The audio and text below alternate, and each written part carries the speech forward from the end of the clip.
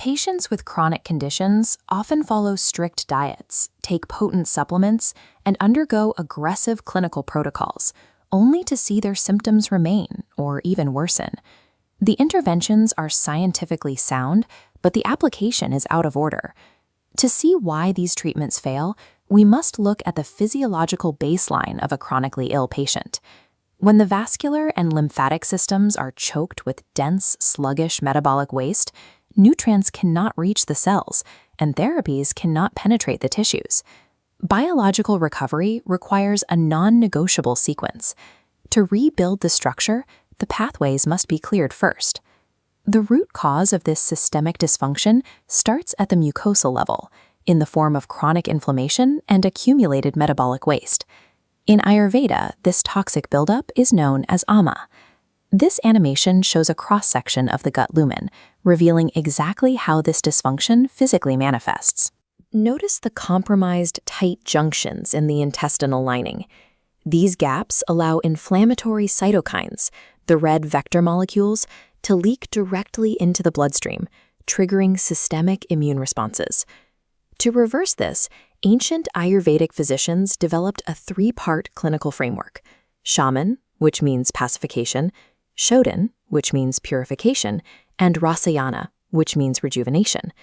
This traditional framework maps to modern functional medicine protocols: microbiome modulation, endotoxin clearance, and mitochondrial repair. You cannot regenerate a biological system that is actively choked with waste. Respecting this sequence dictates whether the clinical outcome is recovery or a continued state of imbalance.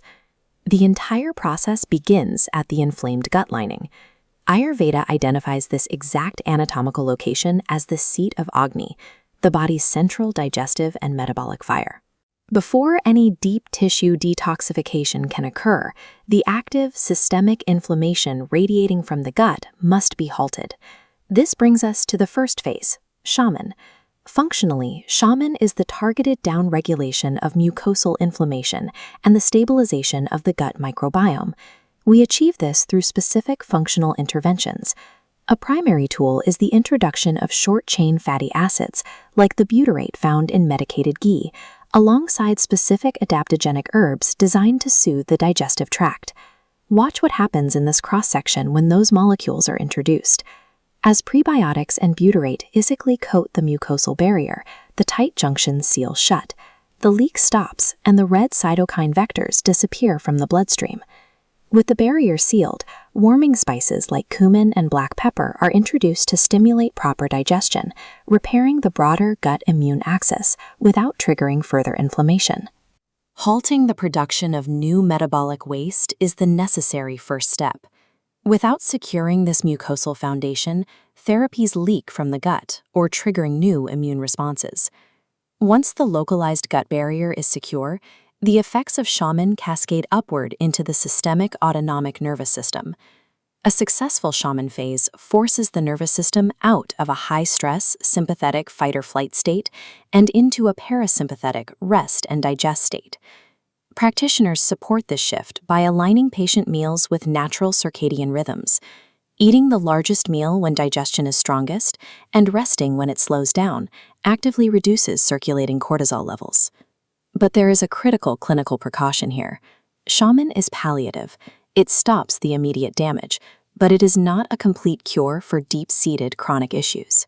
If a practitioner attempts deep detoxification without completing the SHAMAN phase first, the patient's body experiences a severe physiological crash, unable to handle the metabolic burden of clearing toxins. SHAMAN stabilizes the patient's baseline. Its functional purpose is to make the body resilient enough to survive the physical stress of the upcoming extraction phase. With the gut sealed and the nervous system calm, the focus moves away from the digestive tract and outward to the peripheral tissues, the joints, and the lymphatic system. Even in a newly stabilized body, years of accumulated endotoxins, that ama, remain lodged deep within adipose tissue and joint capsules, acting as a constant low-grade source of disease. This is where we initiate SHODHAN. SHODHAN is the active, mechanical extraction and purging of this deep-seated waste. In this lymphatic map, dense, inert clusters are locked in peripheral joints and adipose tissue. To move them, we use mechanical interventions like Garshana dry brushing. This friction pushes stagnant fluid, forcing these clusters out of the extremities and toward the core.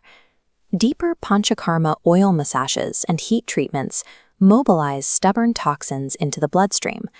Biology takes over, routing this waste into the gut-liver and gut-kidney axes, pushing it into the gastrointestinal and renal systems for physical excretion. Ejecting this volume of waste forces a reset of the body's fluid balance and acts as a reboot for the microbiome. Physically clearing these metabolic pathways dramatically lowers the body's overall inflammatory load. This makes SHODHAN the requirement for reversing complex chronic conditions like PCOS and hypertension. SHODHAN is a high-intensity clinical intervention. It is a demanding medical procedure, not a casual wellness routine. An extraction protocol of this magnitude takes a biological toll, aggressively manipulating the body's fluid balance and taxing the liver and kidneys. This visualization compares extraction outcomes. Left, a stable microbiome diversity chart post-SHAMAN preparation. Right, a flat-lined chart showing dangerous depletion caused by premature SHODHAN.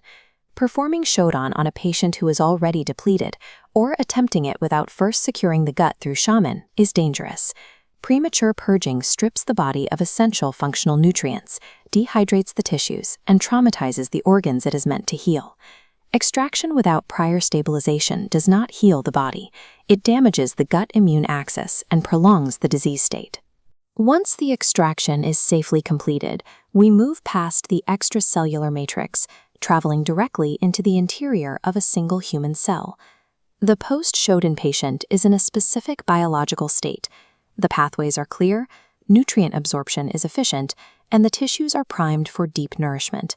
Here is the physiological goal in action.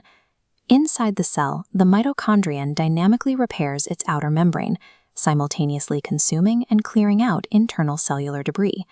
This introduces the final capstone phase, RASAYAN, the science of deep cellular rejuvenation and longevity. When the body is no longer processing external waste, cells can redirect energy to internal housekeeping. This aligns with the mechanics of autophagy, where the cell recycles damaged proteins and clears out aged mitochondria to restore efficiency. To sustain this efficient cellular state, practitioners use functional immunomodulators, like the adaptogen ashwagandha, alongside non-sleep deep rest techniques like yoga nidra. Ayurveda calls the result of this phase ojas. In functional terms, ojas is peak ATP production and optimal immune resilience. Clearing the pathways is the requirement for rejuvenation. Cellular regeneration fails if the environment is still contaminated by metabolic debris. True integrative healing requires respect for the biological order of operations. This three-part flowchart maps the complete continuum of care to reverse chronic disease. First, Phase 1, SHAMAN. We pacify inflammation to stop ongoing tissue damage. The blue wave highlights a descending line graph tracking the drop in systemic cytokine levels. Next, Phase 2, SHODHAN. We purge accumulated metabolic waste to physically clear the pathways. The mechanical flush highlights a bar chart showing the resulting spike in lymphatic clearance. Finally, Phase 3, RASAYAN. We nourish cells to achieve lasting vitality. The cellular matrix activates, demonstrating the return of peak ATP production on an upward curve. Skipping any of these steps, or attempting them out of order, breaks the biological model and stalls patient progress. By mapping these Ayurvedic pillars to modern functional medicine, practitioners can stop chasing individual symptoms. Instead, they follow a map to rebuild biological architecture from the root to the level of systemic renewal.